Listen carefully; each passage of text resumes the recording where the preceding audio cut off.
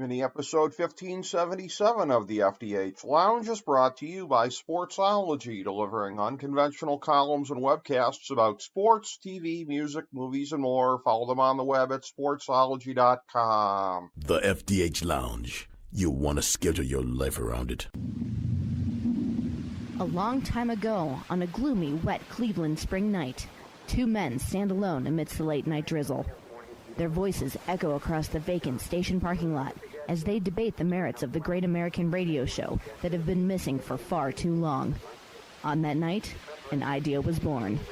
That idea became the FDH Lounge.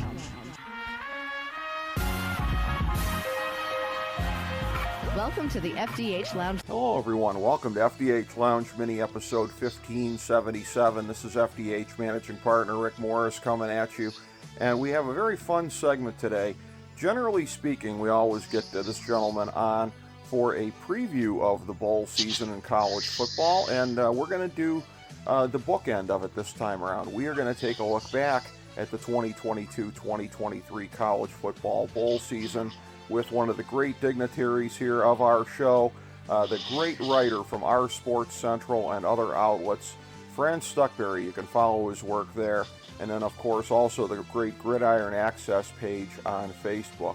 Fran, a pleasure to have you back on. We broke down a lot of things. We talked about a lot of things heading into bowl season, and I dare say most of them turned out to be true. Well, happy to be on the show, Rick. It was fun watching the bowl season and the playoffs and championship that we will tune out very early. Yes, and I have to say, the semifinals more than lived up to my expectations. I had low expectations. I, of course, thought going in that the seeding should have been Georgia 1, Michigan 2, Ohio State 3, Alabama 4, and only Alabama 4 because of the Hendon Hooker injury. That's why I would have given it to them over my Tennessee Vols. But that was the thing where I really didn't expect either of these games to be quite as competitive as they were. Both of them really, really historic games taken together as far as a doubleheader, and a historic upset by TCU because most of the time the non-glamour schools coming in have not made it to the championship game. This is the first time that one of the outsiders managed to break through. I think not coincidentally against a team coached by Jim Harbaugh because of his record in big games, but Ohio State giving Georgia all it could handle there. And we see this phenomenon a lot of times in sports, and sometimes it'll go the other way around, where there'll be a bunch of flop games maybe in the first round of the NFL playoffs, and then that sets up like a great divisional round because it's all the elite teams that are kind of in there against one another. And you don't generally get two rounds in a row that go as well as this, nor do you generally get two rounds that diverge as much as this, perhaps. But two historically great semifinals, Fran, and a historic beatdown in the national championship game, and I wonder if that's not almost inevitable. Well, the thing is, the semifinals, usually they're train wrecks, but they were great games. The thing was, as far as, Michigan gave that game away to TCU, gave them two defensive touchdowns. They gave the game all turnovers and mistakes they made. So I think it was more Michigan lost that game than TCU won that game. And as far as Ohio State, C.J. Stroud, he raised his draft stock a lot with that performance against the defense. They played great. And I'll be honest with you, if their wide receiver did not get knocked out of that game, I think they definitely would have won it. Yes, and I have to say, C.J. Stroud made me eat my words because I'd never seen it out of him, and I'd said it on the show here, and again, he's such a nice kid, I felt badly for saying it. I'm so glad that I don't have to stick by that take anymore because this is finally the C.J. Stroud I've always heard about. I just never seen it with my own two eyes as far as him coming up big in a big game. He did everything he could to win that game. The defense was, it was a flop, quite frankly. On the heels of the Michigan game where it was much the same, this was a little bit more understandable, and particularly when you watch what Bennett did to TCU in the national championship game. This wasn't how Georgia normally fared with their offense during the season, but points to Kirby Smart for the adaptability of it, for letting them go out there, attack, and rely less on the run game than they had throughout the season. Well, I think that field goal. I'm going to give a guy a pass. That was a long field goal. 50-yard field goal. They should have tried to center the ball, but they were just the game was amazing. That game was like, I mean, New Year's Eve when I think more people were glued to that game than the ball dropping on with Ryan Seacrest and that ABC nonsense. Well, and I can tell you, as somebody that had on both of those things happening, that field goal attempt, I think, was right about at the stroke of midnight. That, in and of itself, is historic sports-wise. There's never been a sporting event before, and I don't know if there will be any subsequently that really coincide with the turnover of 1 year to the next quite in the same way that that did. I agree with you on the field goal attempt at the end there. Ryan Day, some of the in-game coaching, some of the things that were questionable, that one stands out the most. You can't just say, okay, we got it within field goal range, now we'll take our chances. You have to do everything you can to set up a much better chance at the end there with the field goal. And this notion of going back to the run at that point in time. Ohio State, it's very rare that a team can attack Georgia so one-dimensionally, but Ohio State did successfully. They didn't even really try to run for the most part, and they should have stuck with that strategy, quite frankly, right there at the end. It was something where it's not as egregious as, yes, I think Harbaugh did many things to choke away the other semifinal, but Ryan Day doesn't have anything to feel proud about as far as the in-game coaching at the end. Yeah, the fact that they got down the field really amazed me in the first place. No expected them to get down the field in less than 30 seconds, even have an opportunity to win the game. But it was an amazing performance. It was I mean, I went on vacation in Charlotte this past weekend. ESPN showed the replay. I ended up watching the end of the game and the last half hour of it because it was such an amazing game. And I never watched a game I've already seen once before. It was incredible, and that is a day, and I know we'll be getting to more towards the end, probably talking a little bit about the off season, but not to get ahead of ourselves, but I wonder if December 31st might not be a turning point for both the Ohio State and the Michigan programs, because I had said ahead of time, now Ohio State didn't win that game, there's no moral victories, etc., etc., etc., but I said the only chance they had was to go out there and play loose like Michigan did against them, and that's what they did. I mean, Ryan Day, like I said, at the end didn't distinguish himself.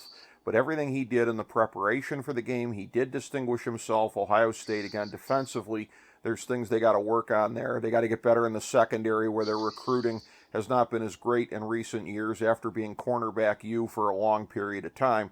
But it's a thing where Ohio State, I think, took a positive step forward for their program. On the same day, Michigan suffers a very disappointing loss right on the heels of that. Harbaugh, with the news about NCAA infractions being investigated, that in and of itself may not be that bad as far as what they're going after them for, but it comes on the heels of his flirtations with the NFL. If Jim Harbaugh is gone, that takes a big monkey off the back of Ryan Day, because now there's been the perception 2 years in a row that he can't beat Jim Harbaugh, which I think is way too soon to have said that anyways, but this is something that could really be a turning point day, positively for Ohio State, negatively for Michigan. Well, it depends. I mean, he might be just using the NFL to get more money out of Michigan. I found him not saying Michigan because in a couple of years, I mean, you're out of a job in the NFL. You don't perform, you don't produce, especially if you go to the Broncos. I mean, they're way over the cap. I always say in Michigan, you can build a legacy there, especially with the 12-team playoff on the horizon 2 years from now. You basically have a good chance to make the playoff every year. Stay in Michigan. Get every nickel and dime out of them. That's my advice.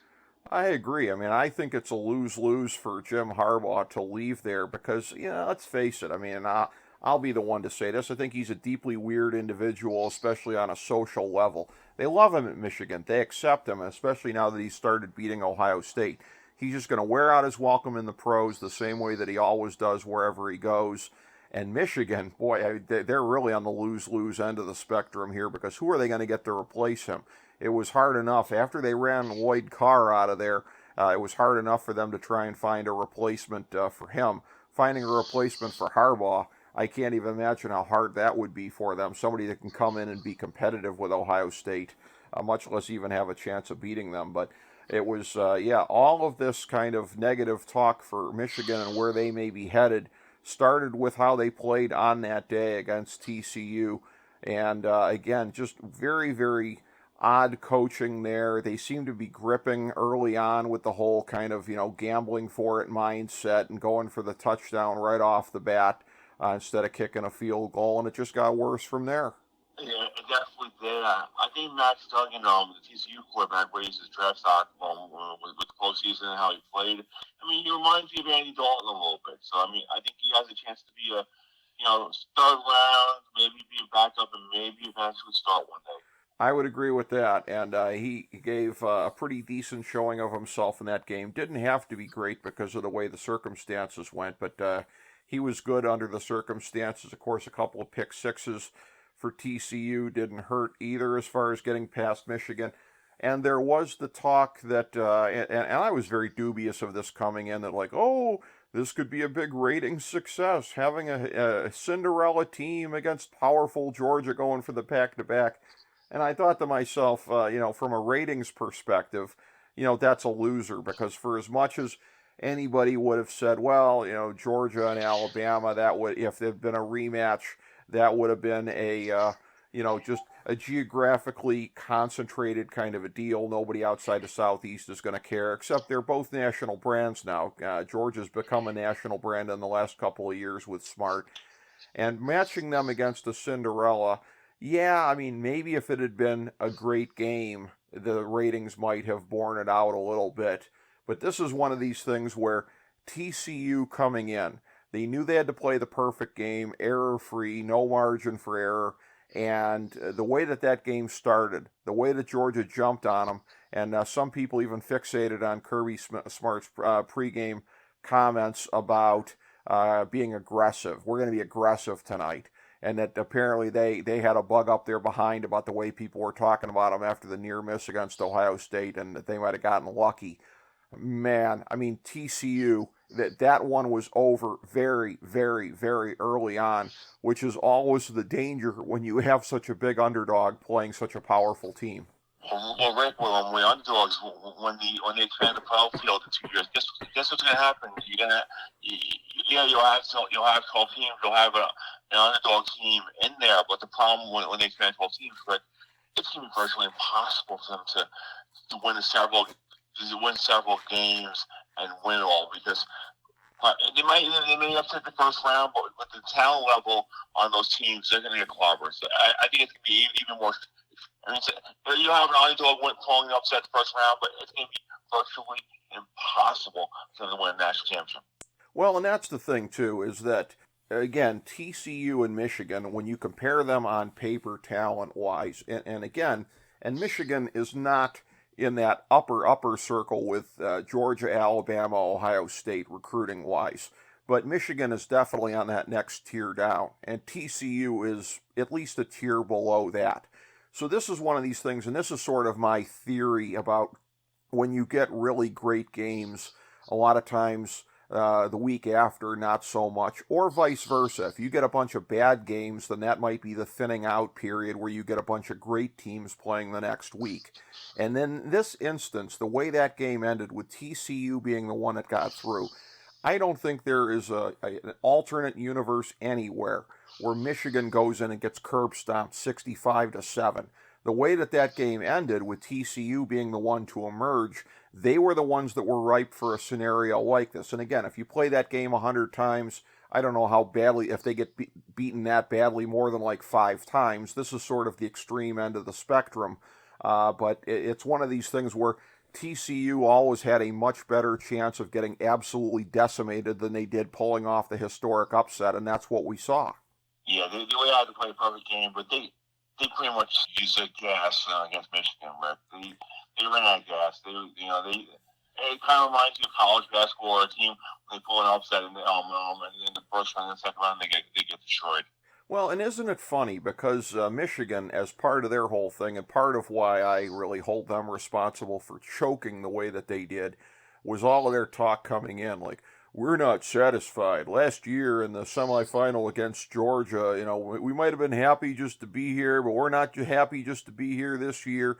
Totally looked past them, totally looked to the rematch with Georgia in the national championship game, and that was one of those things where, again, for TCU, I mean, look, as much as they would fight it, as much as they would be saying, hey, we're playing with house money here, let's just go out and attack this thing, they had to be happy just to be there. I mean, Sonny Dykes is a great coach, but year one, he never expected to turn it around this quickly. The TCU people didn't expect it, and then especially after losing to Kansas State. And I hate to be the jerk that said I told you so, but I said when they choked to Kansas State in the Big 12 championship game, they didn't belong in the national semifinals. And again, they got past Michigan. Kudos to them for that, although you and I think, agree that was more Michigan handing it to them than them winning it. But hey, scoreboard, they got through. But they proved against Georgia in the national championship game they didn't belong on that stage, I believe. Well, one thing is, Rick, I mean, the fact that TCU started the season unranked. Yes. Unranked, and they got all the way to the championship. That's an amazing story for them. That doesn't happen in college football, Rick. So that's it. They may have lost the championship, but they gained, a big pat on the back for coming so far and how they won all those close endings, those other games. The game against Baylor where they had to run the field goal team on the field, and they played so many balls to the walls, close ending games. So, kudos to them. I mean, they lost the championship, but they really gained a lot of respect, in my view. Well, exactly. And again, I have a lot of respect for what they did this year. But this is one of these things where, and again, I think there's this big strain of anti-intellectualism out there of where people love to point to stuff like, well, they weren't even in the top 25 at the beginning of the year. How smart were the pundits not to see that? Okay, that's a thing, and fair enough in terms of that. But if you're not in the top 25 at the beginning of the year, the odds are, even if you make it to the national championship game, you're going to get exposed at some point here. And again, we keep going back to this. They got lucky against Michigan, but again, they did enough to win, and kudos to them for that. But a team that's not in the top 25 at the beginning of the season, for as much as all of the pundits are focused on recruiting and talent levels and everything like that, which at the end of the day is what determines these things more than anything else, the absolute canyon of talent, position by position, Georgia to TCU. That's one of those things where a team that wasn't ranked at the beginning of the season is never going to have a chance in a game like this because we weren't wrong about them to that degree. We might have all been wrong about them that they wouldn't go as far as they would, but as far as being able to hang with Georgia, not being in the top 25 at the beginning of the year is indicative that they were never going to hang with Georgia. Oh, they never were. And Rick, looking in the future when they have the 12-team playoff, I can see multiple teams in the Big Ten. I can see multiple teams in the SEC, maybe 3 teams. But in the Big 12, I think you're only going to get that conference champion there. I'd be surprised if another team sneaks in there when that happens in 2 years. Well, and that's one of the funny things, Fran, is that once it gets going in this, and we're going to talk about the other New Year's Six Bowls next here, because those are the ones that will be the quarterfinals going forward after next year once the new playoff system starts. But in a system, and I'm not sure that everybody's focused enough on this yet at this point, but you would have seen a Kansas State team that not only would have been in the playoffs, but in all likelihood would have been maybe the 4 seed, and thus getting a bye in the first round here. So that's a thing where the way that they built it in, where the top 4 seeds are going to go to conference champions, it's kind of funny. I mean, there's going to be years where you could see a team that's 8-4 or something like that ends up with a first round bye. It will kind of be the equivalent a little bit, I think, of the Tampa Bay Bucks this year in the NFL. They get a home bye, or not bye, but home field in the first round of the playoffs simply by dint of winning a division, but somebody better might come in to be playing them. You're going to see a lot of the same thing here. You're going to see teams in the future that get a bye in college football, maybe because they got lucky in their conference championship game, and then whoever had to play the week before is just going to come in and destroy them.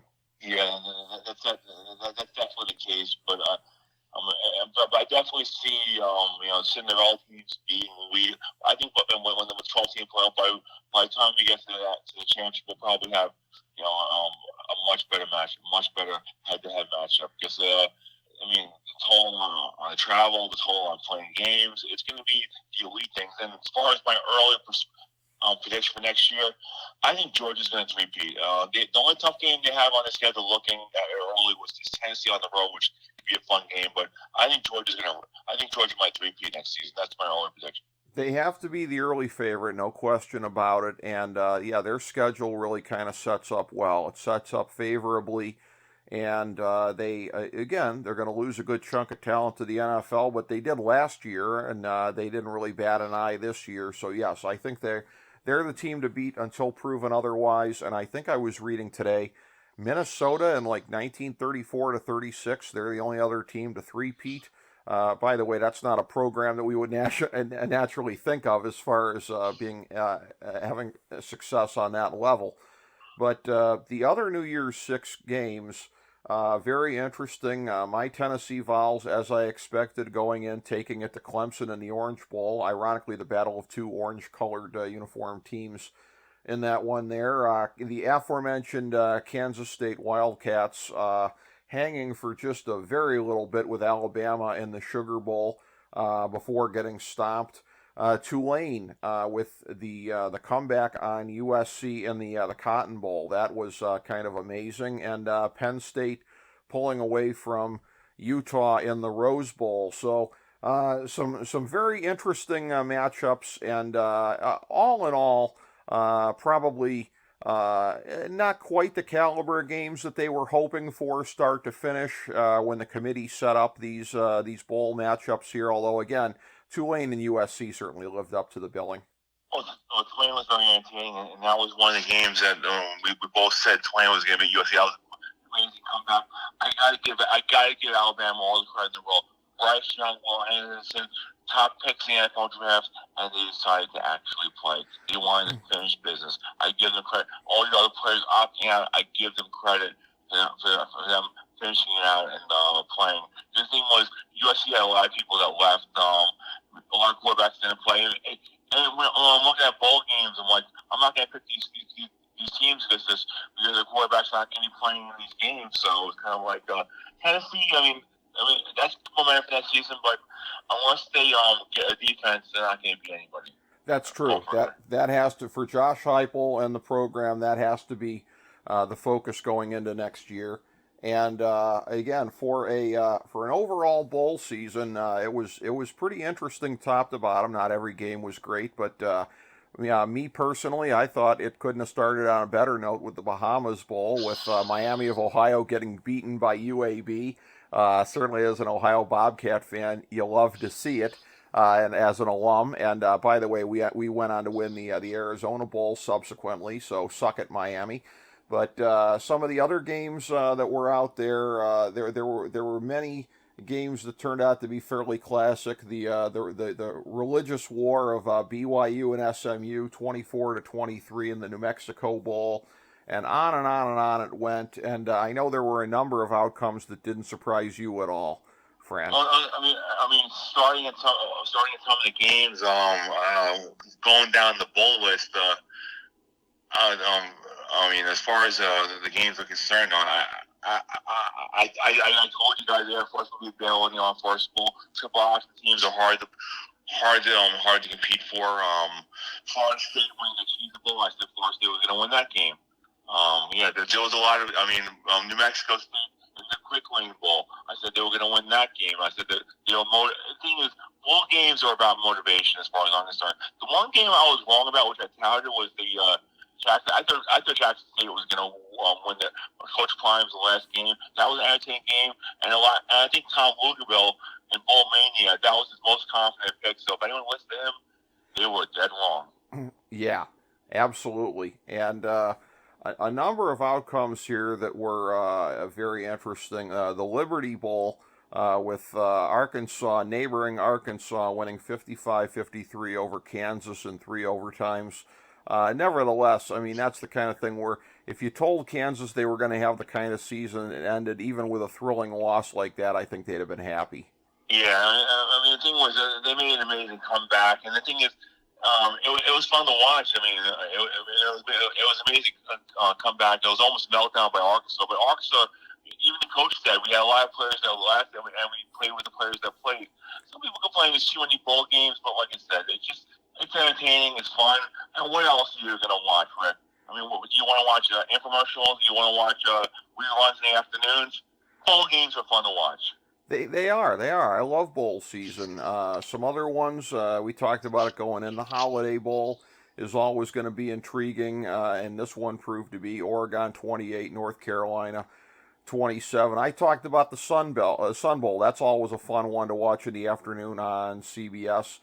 Pittsburgh with the comeback win over UCLA 37-35. That was a game that went back and forth a lot.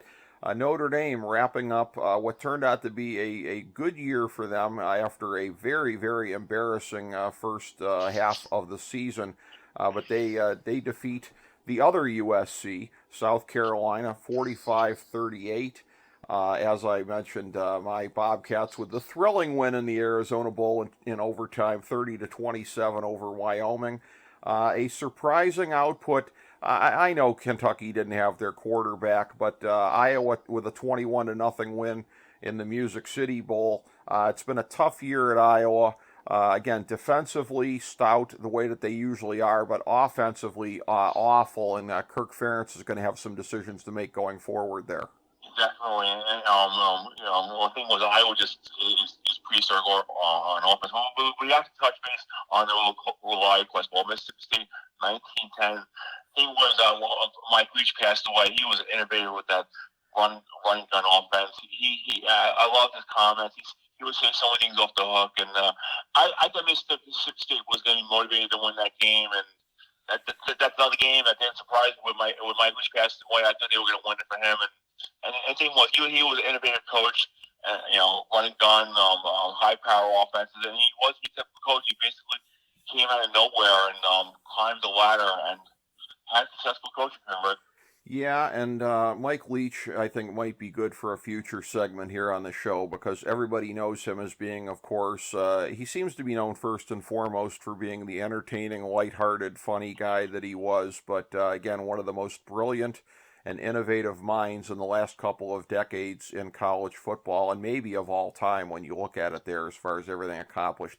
Nobody was going to beat Mississippi State on that day. Their motivation just had to be through the roof. A couple other interesting notes from the bowl season here. I think we had touched on this one as well. A great matchup of historic powers in the, of all things, the Cheez-It Bowl in Orlando. Florida State 35, Oklahoma 32, and then in the Citrus Bowl, LSU, I think, has really spent, especially the back half of the season, putting everyone on notice about things going forward with Brian Kelly. Purdue, of course, going to be flat-footed without their coach, but 63-7 over Purdue. I don't think anybody expected that level of curb stomping. Oh, not at all. And one game I definitely want to touch base on is the FCS championship. It was nice to see someone win a game besides North Dakota State. South Dakota State won 45-21. I mean, they spanked North Dakota State. They're rivals, and finally, South Dakota State, beats their rival, which was good. Yes, it was a big moment for them. And as we look back at the college football postseason, anything else jumping out at you that we didn't get to, Fran?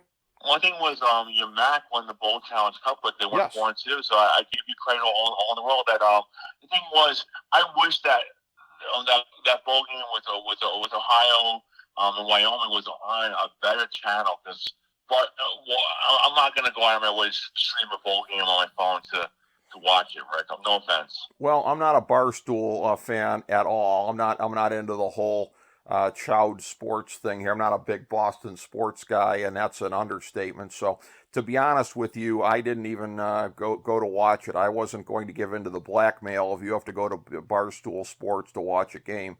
I just said, screw it. There's other ways to keep up with what's happening. So I hear you on that one. Something that was disappointing to me as far as the MAC went, I was following in the Quick Lane Bowl, Bowling Green being my mom's alma mater, of course, them losing to New Mexico State 24-19. They hung in there pretty well, notwithstanding the loss of their starting quarterback during the game. But that was really interesting, and something we had talked about, by the way, coming into a bowl season as well. The Louisville-Cincinnati matchup. In the Fenway Bowl at Fenway Park, Louisville 24, Cincinnati 7. So a couple of programs in flux there, certainly with their coaching situations. Yeah, I mean, it was basically the coaches coached that game, but that That outcome surprised me a little bit. But then again, with this ball season, it's so hard with so many players opting out. It makes it so hard to pick games, Rick. It's not easy. I mean, I know college football just as much as you do, and I was wrong about like a lot of outcomes. Because of you don't know who the hell is playing. Oh yeah, absolutely. And then one more that I'd be remiss if I didn't mention the Alamo Bowl because again, like the Holiday Bowl, every year that has a chance to be a really good game. Washington and Texas, two programs moving in intriguing directions. Washington 27, Texas 20. That was another one there. Of course, Washington in the Pac-12. You touched on Coach Prime before.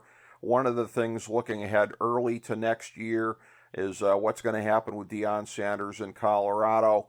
The combination of NIL and the transfer portal. How long will it take for him to get them established as a strong program? My guess is there may be a fringe contender next year to make it to the Pac-12 championship game, but I'm pegging them for somewhere probably in the region of like 8-4. What would be your expectations for that program going forward? I think maybe 7-5. But I will say one thing: if they're ball eligible, a lot of bowl games they're gonna want them, Rick. It's gonna bring ratings, and people are gonna tune in. And people are gonna watch. And I'll tell you a funny story.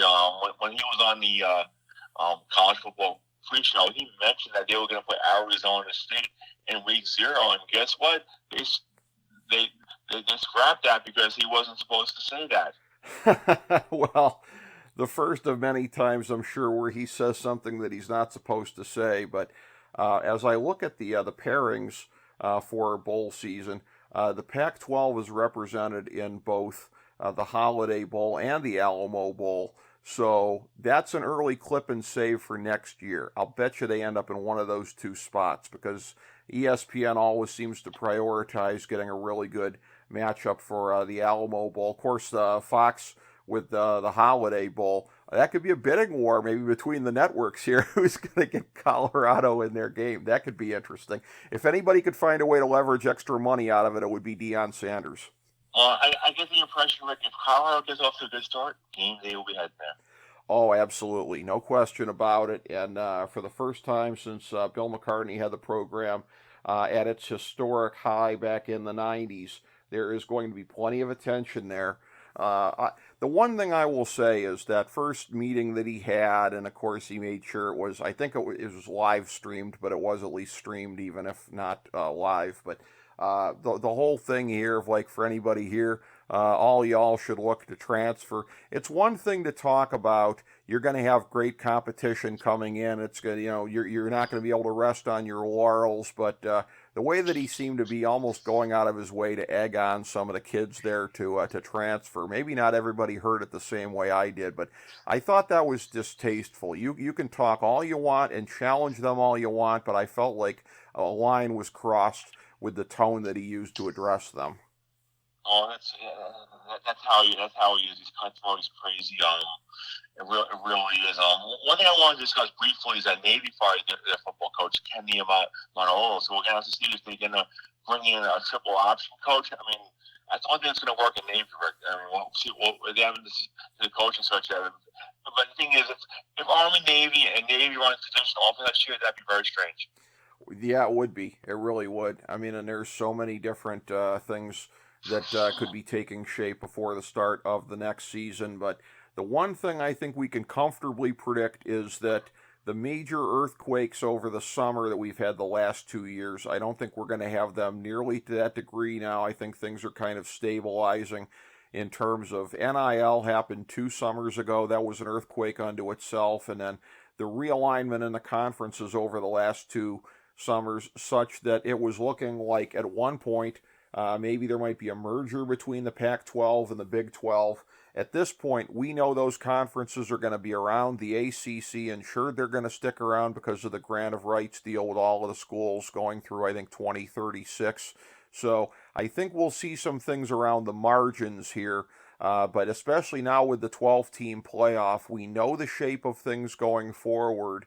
And my guess is the changes that happen from here on in are going to be a lot more gradual than we've seen the last 2 years. Do you agree with that, Fran? Oh, I definitely do. And this week, NCAA decided to, stop pass laws where it'd be very hard to do a second transfer. Because JT Daniels playing for 4 college football teams the last 4 years is a joke.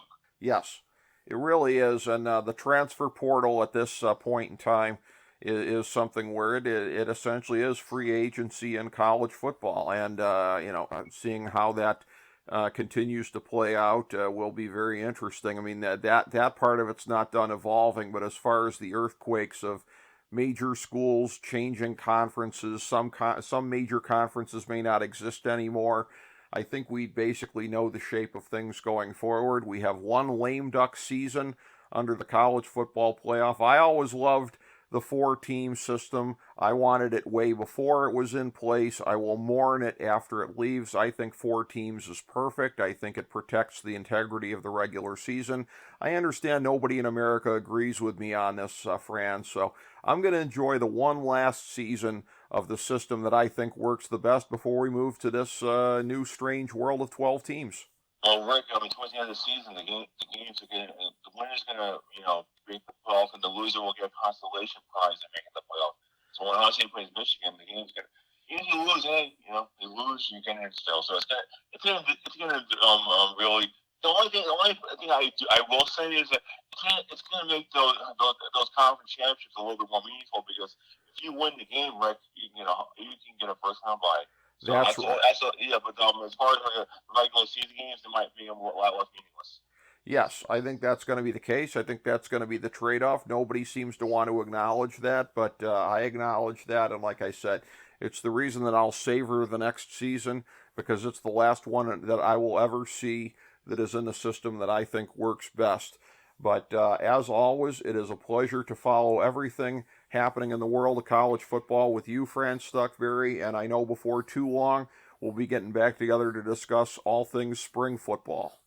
Yeah, the XFL's around the corner, and I'll be doing a podcast, XFL Weekly, which will be a lot of fun and entertaining. But Rick, it's been a pleasure as always. I appreciate having you here, Fran. No question about it. Thank you so much, and thank you everybody for joining us for FDH Lounge mini episode 1577.